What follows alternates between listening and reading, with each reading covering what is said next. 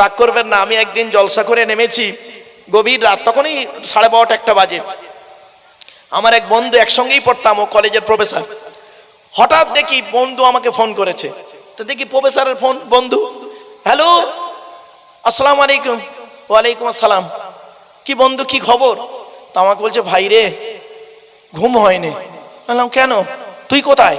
বললাম আমি এই স্টেজ থেকে নামলাম। তা তুই কি করছিস? বলছে, ভাই রে তোর ভাবির সঙ্গে ঝগড়া হয়েছে জানিস। তোর ভাবি আমাকে একটা এমন প্রশ্ন করেছে, আমি উত্তর দিতে পারিনি। তুই ভাই যদি উত্তরটা জানিস আমাকে বলে দে না। তো ভাই আমাকে প্রশ্নটা করেছে, আমি পারিনি। তা আমি বলেছি বাংলায় যেখানে ওয়াজ করতে যাব সেইখানে বাংলার শ্রোতাদেরকে আমি বলবো, উত্তরটা যদি তারা আমাকে দেয় তো আমি তোকে শুনিয়ে দেবো। প্রশ্নটা শুনবেন? বলবো। কি বলছে জানেন? বলে গভীর রাতে হঠাৎ ঝগড়া করতে করতে স্বামী স্ত্রী, ওর বউ হলো কি জানেন, ইংলিশ অনার্স MA BEd, আর ও কলেজের প্রফেসর। তা ফ্ল্যাটে আছে, ঝগড়া করতে করতে বউ ওকে বলছে, ওর বউ ওকে বলছে, তুমি মানুষ, তুমি পুরুষ, তুমি একটা কাপুরুষ, তুমি একটা কাপুরুষ ভীতু লোক, তোমার কোনো সম্মান আছে? তুমি একটা কাপুরুষ ভীতু। তখন ও বলছে, এই দেখো এত চিৎকার করো না, পাশের ফ্ল্যাটের লোকেরা শুনতে পাবে। শোনো, মেয়েদের একটা এরকম কথা বলবে, দেখবেন কথা বললি কিছু কথা, এই পাশ চুপ করো, চুপ করো, পাশের লোক শুনছে, মানুষ শোনো। ওই এরকম কথা। কি বলেছে? বলছে ভাই রে আমাকে বলছে তুমি একটা কাপুরুষ।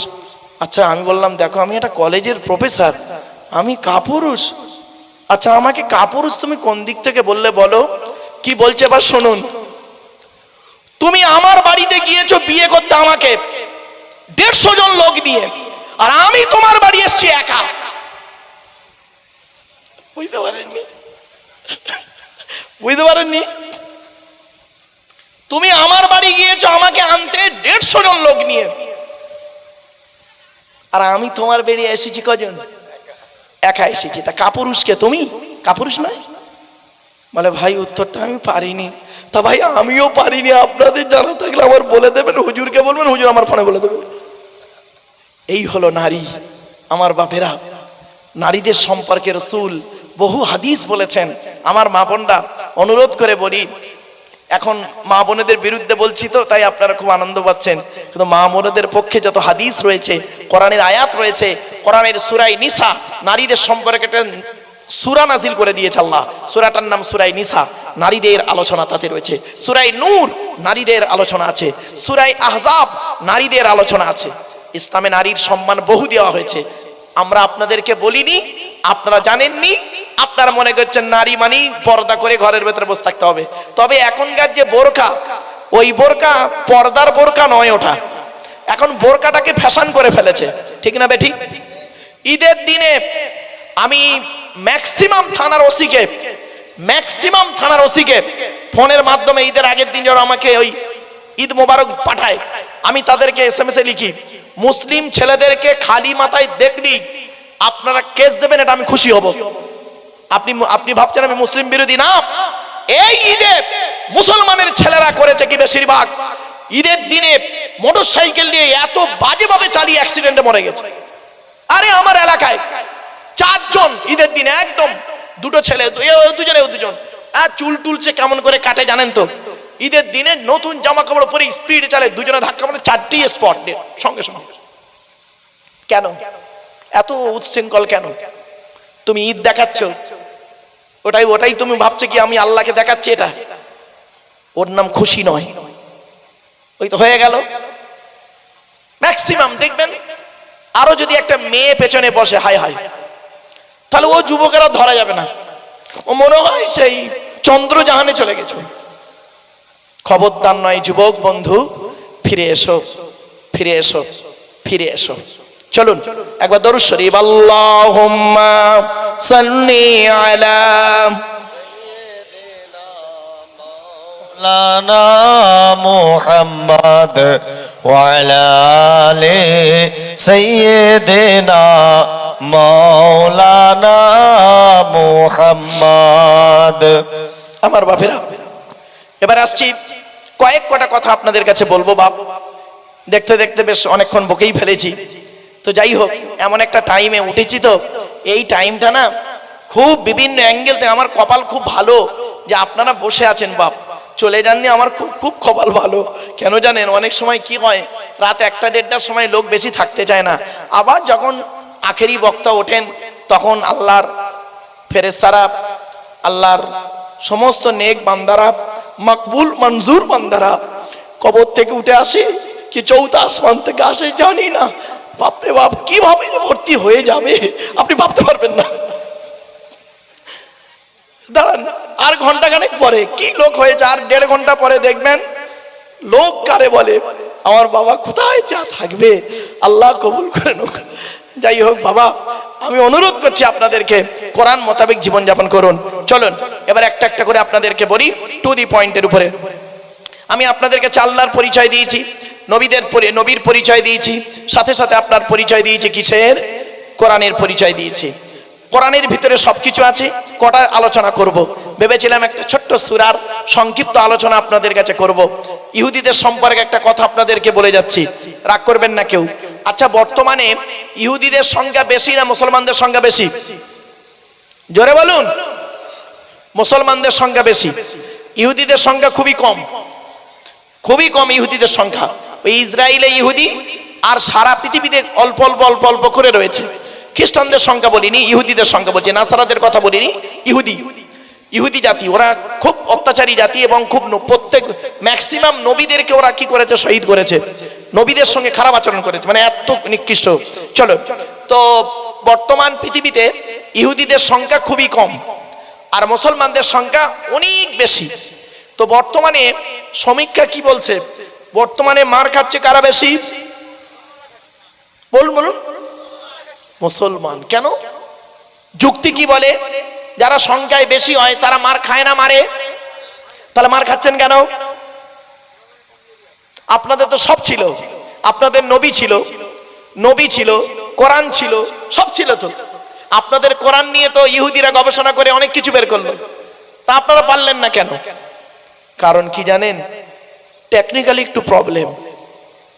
এই কোরআনকে নিয়ে সারা বিশ্ব গবেষণা করলো, America, London, France, Britain, Japan, Jordan, জার্মানের ঠান্ডা করে বসে বসে কোরআন কিনে গবেষণা করলো। কারা করেছে? Humphry Davy, Michael Faraday, Einstein, Isaac Newton, doctor Maurice Bucaille, mister Cook, mister Jabrin, mister Campbell, Raja Rammohan Roy, Ishwarchandra Vidyasagar, Rabindranath Tagore, Acharya Jagadish Chandra Bose, Francis Drake, William Skipmore, Williams Harvey, Thomas, George Bernard, এরা কোরআন কিনে গবেষণা করলো। আর আমরা কিছু মৌলবি, সকলে নয়, ভুল হবে বলা, আমরা কিছু মৌলবি, আমরা কোরআনটাকে কিভাবে ব্যবহার করলাম? তেল পড়া, পানি পড়া, ওয়াজ করা, খতম পড়া, তাবিজ মোড়া, ঘর বন্ধ করা, আর নিজেদের মধ্যে মারামারি করা। গোল টুপি, লম্বা টুপি, চেরা জামা, ফাড়া জামা, তবলিগ, ফুরফুরা, বেরেলি, ওহাবি, জামাতে ইসলামী, আহলে হাদিস, বুকে হাত বাঁধা, নাভির নিচে হাত বাঁধা, জোরে আমিন বলা, আস্তে আমিন বলা, 1 রাকাত বেতের, 3 রাকাত বেতের, 8 রাকাত তারাবি, 20 রাকাত তারাবি। এ ওর বলে কাফের, ওর বলে কাফের। ঠিক না বেটি? এরা এই সামনে মারামারি করতে করতে শেষ। আর ওরা কি করলো? কোরআন থেকে ওরা করলো কি? আলাম ইয়ারাও ইলা তায়রি মুসাখখারাতিন ফি জাওবিস সামা। 14 নম্বর পারা, 14 নম্বর পৃষ্ঠা, 14 নম্বর লাইন, সূরার নাম সূরা নাহাল। কোরআন জানিয়ে দিয়েছে, পৃথিবীর মানুষ তোরা কি পাখিগুলির দিকে লক্ষ্য করিস না? পাখিগুলি কিভাবে মহাশূন্যে ডানা মেলে উড়ে বেড়ায়। কে তাদের উঠতে সাহায্য করে? আমি আল্লাহ তাদের উঠতে সাহায্য করি। পাখিকে নিয়ে গবেষণা করতে করতে আমেরিকার 2 রাইট ভাই প্লেন তৈরি করে ফেললো। এই কোরআন গবেষণা করলো, আর তোমরা সেই কোরআনটাকে নিয়ে তাবিজ মোড়া, খতম পড়াতে ব্যবহার করে নিজেদের মধ্যে মারামারি করতে করতে সময় শেষ হয়ে গেল। আমার খুব মনে আছে, একজন থানার ওসি আমাকে বলছে, স্যার আমি আপনার ওয়াজ খুব শুনি, তো আপনার ওয়াজ শুনে একটা জিনিস আমার মাথায় এসেছে, বলবো? বললাম কি? বলছে আজ থেকে 25 বছর আগের ঘটনা। বললাম 2000 সালের দিকে ঘটনা, ওই 99-2000। আমি একটা থানায় তখন থানার ওসি। তা আপনাদের এই মুসলিম সমাজে ওই কি তবলিগ আর ফুরফুরা, এই নিয়ে খুব বাস চলছে, মারামারি। বাস না বাঁশ আমি জানি না, ওরা বললো বাস। তা আমি যে বাস আবার কি, বাঁশটা হবে নাকি? তো যাই, আমি হিন্দু লোক জানি না। তো ওরা দেখলাম 2 পার্টি আমার কাছে এলো, এসে বলল আমাদের এখানে বাস হবে। তা আমি তো জানি না, আমার যা করণীয়, আমি ব্যাটালিয়ানকে বললাম এই কোনো ঝগড়াঝাটি অশান্তি যেন না হয়, ধর্মীয় আলোচনা। গিয়ে আমি নিজেই গেলাম। ওরা বলল স্যার আপনি বসুন, আপনি বিচারটা করুন। তা আমি ভাবলাম, গিয়ে দেখছি, শোনেন, বলছে গিয়ে দেখছি দুটো স্টেজ করা আছে আর জনগণ আছে সামনে।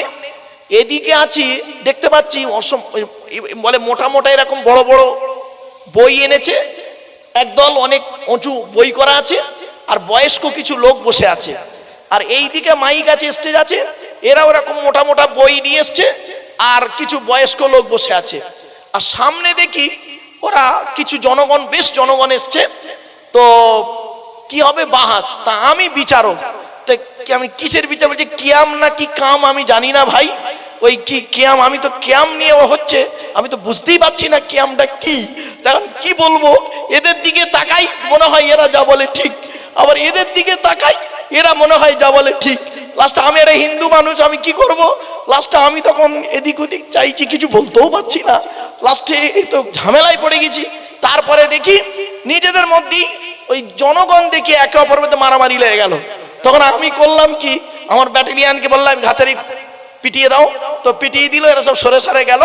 গিয়ে এদের ছজনকে এনে থানায় এনে কাগজে লিখিয়ে নিলাম আর কোনোদিন এইসব ঝগড়াঝাটি করব না। কি বুঝলেন? হাসছেন না? আপনাদের হাসি পাচ্ছে। আমি ওনার কথাটা শুনে কেঁদে ফেলেছিলাম। হায়রে মুসলমান, তোমরা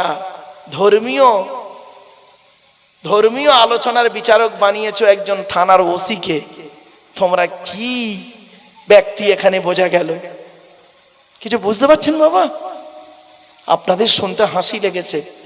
আমি কিন্তু সেদিন ভাবছিলাম, ইস, ধর্মটাকে এই জায়গায় নিয়ে গেল। শুধু তাই নয়, ইহুদিরা গবেষণা করলো, চলুন, আচ্ছা আপনারা আধার কার্ড করেছেন? আরে ভাই বলুন না তাড়াতাড়ি। আচ্ছা আধার কার্ড করার সময় অফিসাররা আপনাদের দুটো কথা বলেছিল, দেখুন তো খেয়াল করে। এক নাম্বার বলেছিল চোখটা বড় করে চানতো, বলেছিলেন? চোখে একটা মেশিন ধরেছিলেন। ১৫০০ বছর আগে কোরআনে এই কথাটা ইঙ্গিত দেওয়া আছে, জোরে বলুন সুবহানাল্লাহ। জোরে বলুন, মুসলমানের বাচ্চা তো কোরআনের আয়াতে সুবহানাল্লাহ বেরোবে। শুধু তাই নয়, আপনাদেরকে আধার কার্ড করার সময় অফিসাররা কি করেছিলেন, এই দুটো বুড়ো আঙুলকে নিয়ে একটা কাঁচের উপরে চেপে ধরেছিলেন। ১৫০০ বছর আগে কোরআনে এই কথাটি ইঙ্গিত দেওয়া আছে। কোথায় আছেন আপনি? আজ ভৌত বিজ্ঞান, জীবন বিজ্ঞান পড়ছেন, সবই রয়েছে কোরআনের ভিতরে। ভূগোল পড়ছেন, স্ট্র্যাটোস্ফিয়ার, এক্সোস্ফিয়ার, আয়নোস্ফিয়ার, বায়ুমণ্ডলের স্তর সূরা ফাতির থেকে বের হয়েছে। শুধু তাই নয়, ভূমিকম্প ৩০ পারা ইজা জুলজিলাত আরদু জিলজালাহা, পাহাড় পর্বত মালভূমি সমভূমি কোরআন থেকে বেরোলো, আল জিবালা আওতাদা। শুধু তাই নয়, জোয়ার ভাটা এই কোরআন থেকে বেরোলো। শুধু তাই নয়, নিরক্ষরেখা, দ্রাঘিমা রেখা, মূল মধ্য রেখা এই কোরআন থেকে বেরোলো। শুধু তাই নয়, এই কোরআন থেকে আরো বেরোলো কি, ভূগোলে ছেলে মেয়েদের পড়িয়েছি আমরা, চাঁদের নিজস্ব আলো নেই, সূর্যের আলোয় আলোকিত, তাই তো নাকি? ১৫০০ বছর আগে কোরআন জানিয়ে দিয়েছে এই কথাটা, কোরআনের কথা, ভূগোলের কথা নয়। ১৫০০ বছর আগে কোরআন জানিয়ে দিয়েছে, তাবারাকাল্লাযী জাআলা ফিস সামাই বুরুজাও ওয়া জাআলা ফিহা সিরাজাও ওয়া কামারাম মুনীরা। ১৯ নম্বর পারা ৪ নম্বর পৃষ্ঠা ৫-৬ নম্বর লাইন, সূরার নাম সূরা ফুরকান। কোরআন জানিয়ে দিয়েছে আমি আল্লাহ কত বরকতময় বান্দা। চিন্তা করে দেখি, সূর্যকে প্রদীপ করেছি, চাঁদকে নূর বা মুনির করেছি। নূর বা মুনির শব্দের অর্থ হলো ধার করা আলো। ১৫০০ বছর আগে কোরআন জানিয়ে দিল চাঁদের আলোটা ধার করা আলো। ও মুসলমান, তোমরা কোরআনকে গুরুত্ব দিলে না। শুধু তাই নয়, একে চন্দ্র, দুয়ে পক্ষ, তিনে নিত্য, চারি বেদ, পাঁচে পঞ্চবান, ৬ ঋতু, ৭ সমুদ্র, ৮ অষ্টবসু, ৯ মানে ৯টা গ্রহ, তাই তো ছোটবেলায় আমরা পড়েছি, তাই বলুন না? আর ৯টা গ্রহ নেই, নতুন 2টো গ্রহ তৈরি হয়েছে, একটার নাম ভলকান, আর একটা গ্রহ। মোট 11টা গ্রহের কথা বলা আছে। ১৫০০ বছর আগে কোরআন জানিয়ে দিয়েছে 11টা নক্ষত্রের কথা। ইজ ক্বালা ইউসুফু লিআবিহি ইয়া আবাতি ইন্নী রাআইতু আহাদা আশারা কাওকাবাও ওয়াশ-শামসা ওয়াল কামারা রাআইতুহুম লি সাজিদিন। 12 নম্বর পারা 14 নম্বর পৃষ্ঠা 14 নম্বর লাইন, সূরার নাম সূরা ইউসুফের 4 নম্বর আয়াত। ইউসুফ বলে একজন নবী ছিল, নাম শুনেছেন? আরে ভাই বলুন না। ইউসুফ বলে একজন নবী ছিল, নাম শুনেছেন? ইউসুফ নবীর বাপের নাম ছিল ইয়াকুব নবী, ইয়াকুব নবীর বাপের নাম হলো ইসাক নবী, ইসাক নবীর বাপের নাম হলো ইব্রাহিম খলিলুল্লাহ। ইউসুফ নবী স্বপ্ন দেখলেন 11টা নক্ষত্র আমার পায়ে সাজদা করছে। সকালবেলা ঘুম থেকে উঠে বললেন আব্বাজান, ইয়াকুব নবীকে বলছেন আব্বাজান 11টা নক্ষত্র আমার পায়ে সাজদা করছে। 1500 বছর আগে কোরআন জানিয়ে দিল, ও মুসলমান তোমরা গবেষণা করলে না? তোমরা তো ওইসব নিয়ে মারামারি, হাত মোনাজাত করা আর না করা। বেরহমাতিকা ইয়া রহমান রহিমিন বলে মোনাজাত শের করবে না, বেয়াকে লা ইলাহা ইল্লাল্লাহ বলে মোনাজাত শের করবে, এইটা নিয়ে মারামারি। ঠিক না বেঠি বাবা? হ্যাঁ, কোরআন নিয়ে গবেষণা করুন। কোরআন এমন এক কিতাব, এ কোরআন এসেছে মানব জাতির কল্যাণের জন্য। একজন মানুষ জন্ম থেকে মৃত্যু পর্যন্ত একটা জীবন সব রয়েছে কোরআনের ভিতরে, সুন্দর করে পাটে পাটে পাটে পাটে বোঝানো আছে। আবার মৃত্যুর পর একটা জীবন, এটাও পাটে পাটে পাটে পাটে বোঝানো আছে। কোনোদিন আমরা ভাবিনি, কোনোদিন ভাবিনি। ছোট্ট একটা উদাহরণ দিচ্ছি আপনাদেরকে, দেখুন তো। আচ্ছা বাবা, এখানে বসে আছেন তো প্লাস্টিকের উপরে? আরে ভাই বলুন না, প্লাস্টিকের উপরে বসে আছেন। এখন যদি প্লাস্টিকের যদি মারা যান, ওই প্লাস্টিকের নিচে চলে যাবেন, এখানে নয় কবরস্থানে। তাহলে পার্থক্য করে কি দাঁড়ালো? উপর আর নিচে। উপরে আছেন, দেহতে আত্মা আছে, চোখ কান নাক সব ঠিক আছে, পঞ্চ ইন্দ্রিয় কাজ করছে। আর নিচে যাবেন, কোনো ইন্দ্রিয় কাজ করবে না, চুপচাপ থাকবেন। এই তো। তো যে কবরটায় যাবেন, ঘরটায় যাবেন, তার নাম কবর। কবর 4টে কথা বলে। কটা কটা কটা? 4টে কথা বলে। 1 নাম্বার কবর বলে আমি কবর, সাপ আমি কবর, জানালা দরজা ছাড়া ঘর। আমার কাছে জানালাও নেই, দরজাও নেই। আজ বাড়িতে যাবেন, বাড়িতে গিয়ে দরজা জানালা বন্ধ করবেন, লাইট ফ্যান এসিটাকে বন্ধ করবেন, 24 ঘন্টা থাকবেন, বুঝতেই পারবেন কবর কি জিনিস। 2 নাম্বার কবর বলে আমি কবর, সাপ বিছে পোকামাকড়ের ঘর। তোর সুন্দর দেহটাকে খাওয়ার জন্য পর্যাপ্ত পরিমাণ সাপ বিছে পোকামাকড় আমার কাছে প্রস্তুত।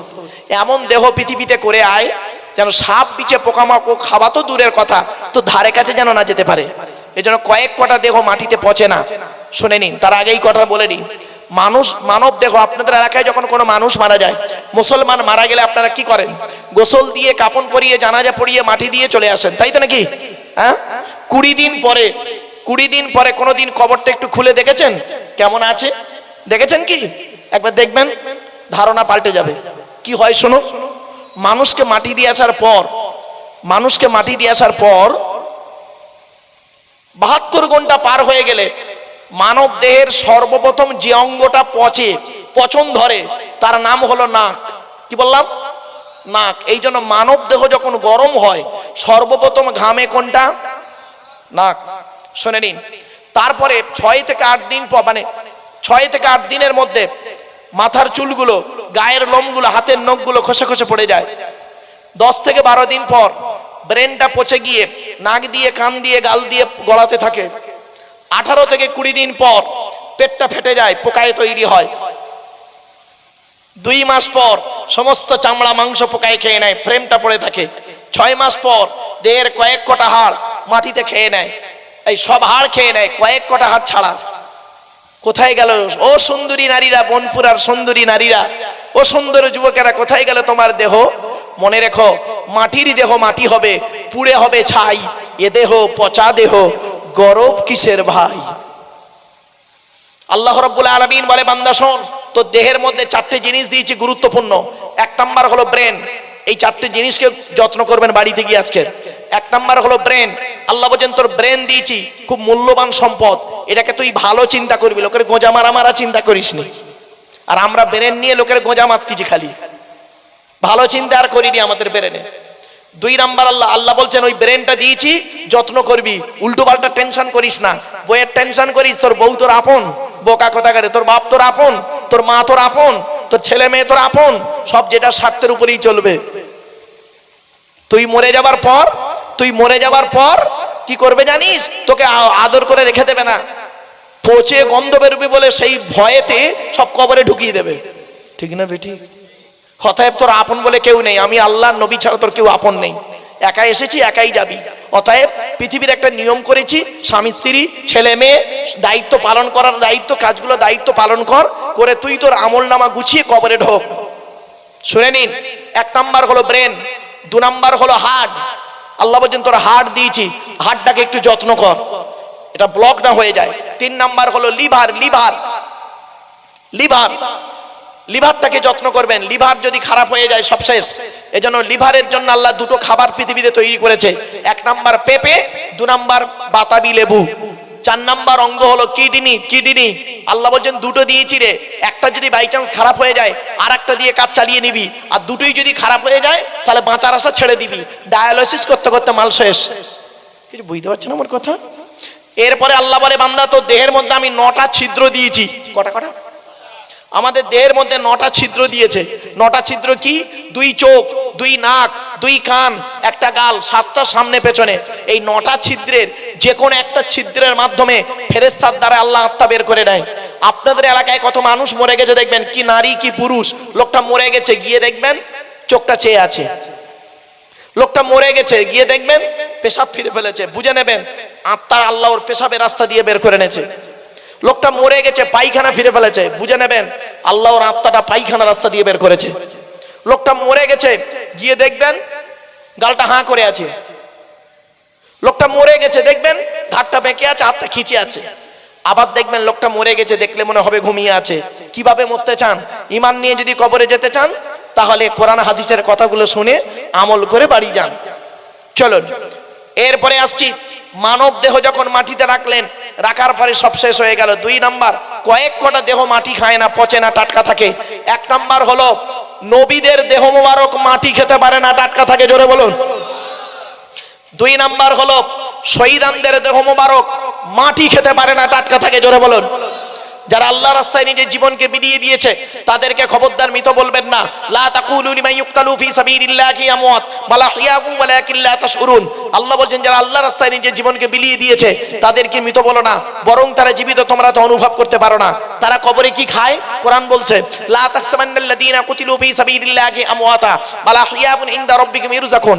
যারা আল্লাহ রাস্তায় নিজের জীবনকে বিলিয়ে দিয়েছে তাদেরকে তোমরা মৃত বলে ধারণাও করো না, বরং তারা জীবিত, আল্লাহর তরফ থেকে খাবার প্রাপ্ত হয়, জোরে বলুন। তাহলে 1 নাম্বার হলো নবীদের দেহ মোবারক মাটি খায় না, পচে না, টাটকা থাকে। 2 নাম্বার শহীদানদের দেহ মোবারক মাটি খেতে পারে না, টাটকা থাকে। 3 নাম্বার মোকাম্মাল কোরআনে হাফেজের দেহ, মোকাম্মাল কোরআনে হাফেজের দেহ মাটি খেতে পারে না, টাটকা থাকে।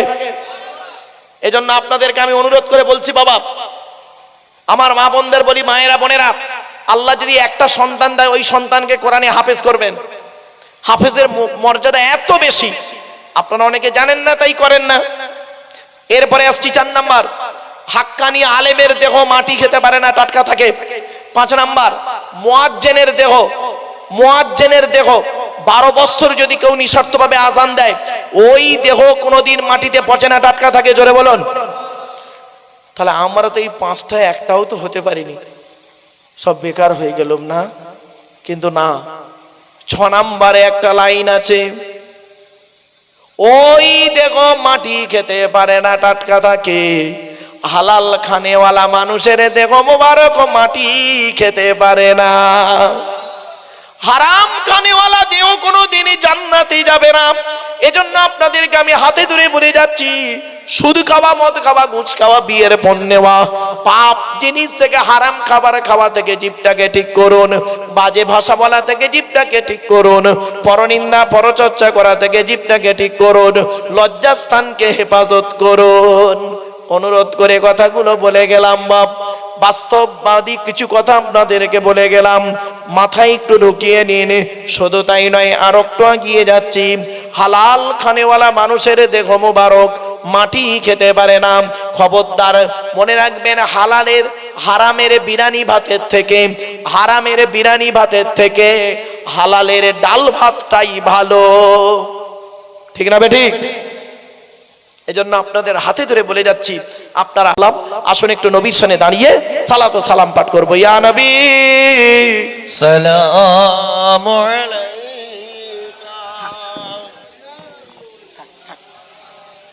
একটু আগে আসেন বাপেরা।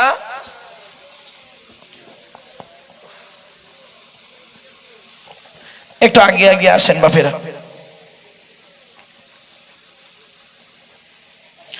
দয়াময় আল্লাহ যিনি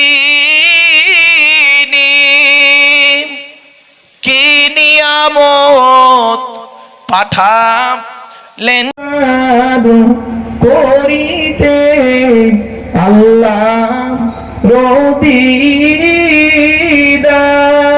ইয়া নবী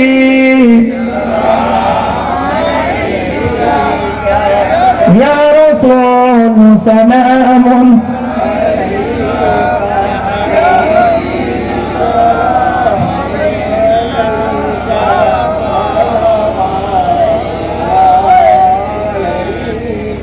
ইয়া নবী সালাম লাহু আমান ইয়া রাসূল সালাম লাহু সবার ইয়া হাবিব সালাম লাহু এই জলসার আমরা জি নাদান গুনাহগার ইয়া নবী সালামুন আলাইকা ইয়া রাসূল সালামুন আলাইকা ইয়া হাবিব সালামুন আলাইকা সালাওয়াতুল্লাহ আলাইকা সকলে বসে যান গাড়ি গাড়ি বাপ জাকাত জাকাত না দিনে তোরা পাবি না নাজাত আল্লাহুম্মা সাল্লি আলা সাইয়্যিদিনা মাওলানা মুহাম্মদ ওয়া আলা আলি সাইয়্যিদিনা মাওলানা মুহাম্মদ দুনিয়াতে তোর কত বাড়ি দুনিয়াতে তোর কত বাড়ি ছিল অনেক টাকা কড়ি দুনিয়াতে তোর কত গাড়ি ছিল অনেক টাকা কড়ি আখিরাতে দেখবি গিয়ে শুধুই কালি হাত তোরা দে জাকাত দে রে জাকাত জাকাত না দিনে তোরা পাবি না নাজাত খোদা রাস্তায় করিতে ব্যয় ব্যথা লাগে যারো কলি যায় খোদা রাস্তায় করিতে ব্যয় ব্যথা লাগে যারো কলি যায় জাহান্নামে ফেলে তাদের কাটবে দুটি হাত তোরা দে জাকাত দে রে জাকাত জাকাত না দিনে তোরা পাবি না নাজাত নামাজে রোজা যে করে না খোদার হুকুম সে মানে না নামাজে রোজা যে করে না খোদার হুকুম সে মানে না খোদার হুকুম না মানিলে আছে রে বিপদ তোরা দে জাকাত দে রে জাকাত জাকাত না দিনে তোরা পাবি না নাজাত আমার বাপেরা এতক্ষণ আলোচনা করলাম একবার তাকবীর দেন নারায়ে তাকবীর নারায়ে তাকবীর আমার পরবর্তী বক্তা মাওলানা সাহেব ভাই এসে গেছেন তার জ্ঞান গর্ব বক্তব্য আপনারা শুনবেন ভাইরা আমি এতক্ষণ আলোচনা করলাম ভাষাগত দিক থেকে ত্রুটি হলে ক্ষমা করবেন আসসালামু আলাইকুম দরুদ শরীফ আল্লাহুম্মা সাল্লি আলা মুহাম্মাদ মাশাআল্লাহ এতক্ষণ পর্যন্ত খুব মূল্যবান কোরআন হাদিস এবং বিজ্ঞান থেকে